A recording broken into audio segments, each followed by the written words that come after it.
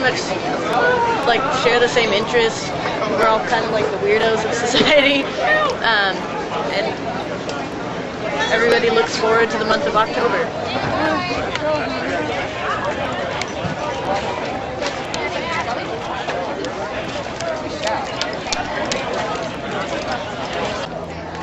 Scares.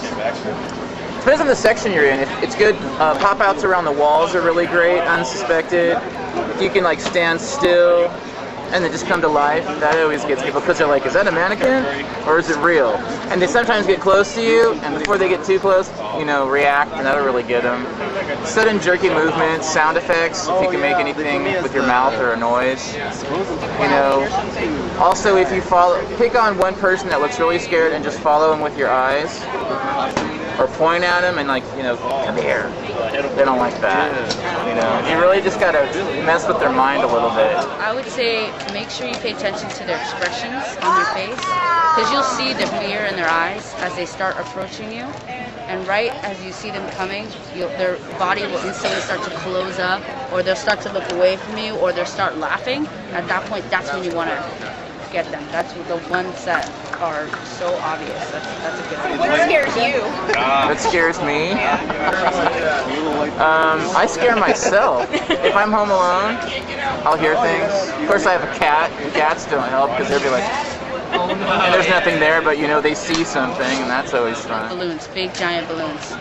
Yeah, I know, it's really, really weird, but big balloons scare me. What about you? Shoot. Heights, I guess. Heights? Yeah. Oh, wow. Yeah, so that whole, you know, you're in danger, any minute you could, you know, die or fall is scary to me, so. Well, at least you know throw balloons or heights around here, so you're pretty safe. We are safe. What scares me? Oh, not much. I mean, I don't get me wrong. I still walk through a maze, and like, you know, somebody will get me. I mean, it'll pop out of me, right? I mean, it's the timing more than anything. You know, you want to work on your timing too. You know, when you're walking, when you're scaring, when your crowd's coming, timing is everything. That's what can get you. I mean, unexpected, you know, people just come out at you sometimes, and you're like, whoa, all right, good one. You know, even though you work here, you know, you think you know it all, but now every once in a while, you know, it's like, oh, you get a good scare. It's fun. How do you two get into character? Pretty much for me, I created a story for my character. She is my alter ego. And I'm her #1 fan. Like, I absolutely love my character.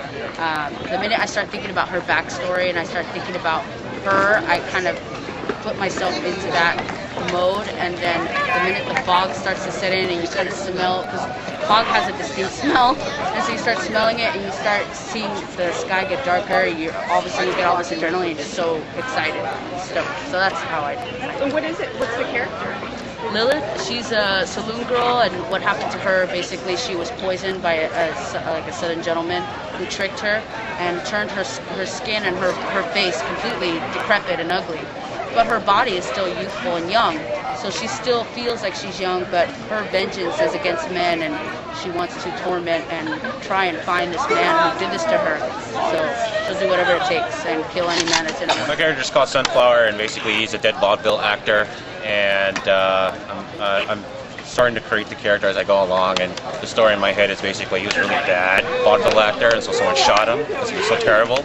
And so out of revenge, he basically haunts the streets of Caligo, persisting that he is the greatest vaudeville performer ever.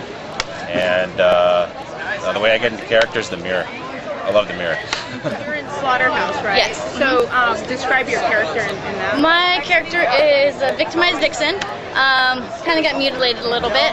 So I'm pretty much like, I scream in there and like try to get people to help, get me out of here, save me, so that type of thing. It's a fun job. It's kind of my vacation, but even though I'm working so many more hours because I got my day job and here, but it's just, I'm getting paid to scare people. So what else can you say? What's your day job? I'm an assistant manager at a bank. Oh, wow.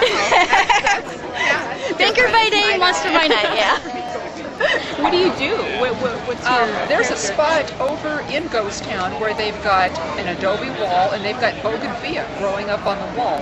And I can stand up next to the wall, and if I stand very still, people walk by and a good number of times they don't even realize somebody's standing there. And once they get close enough, then I just jump out and I've got a shaker hand in my costume, and I shake that to create a sound that is supposed to startle them. And I've had people fall on the ground. A couple of years ago, a girl actually did wet her pants. She got up off the ground and there was a wet spot, so I know for sure it did happen. Because sometimes people say, oh, you made me wet my pants, but I really did. Right. You witnessed I really it. did. I witnessed it.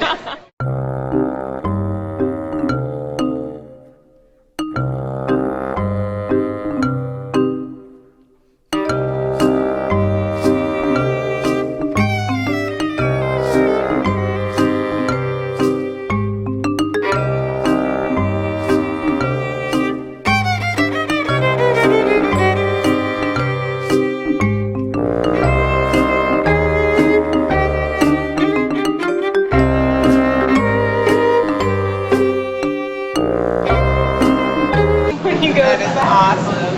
I love it. That's great.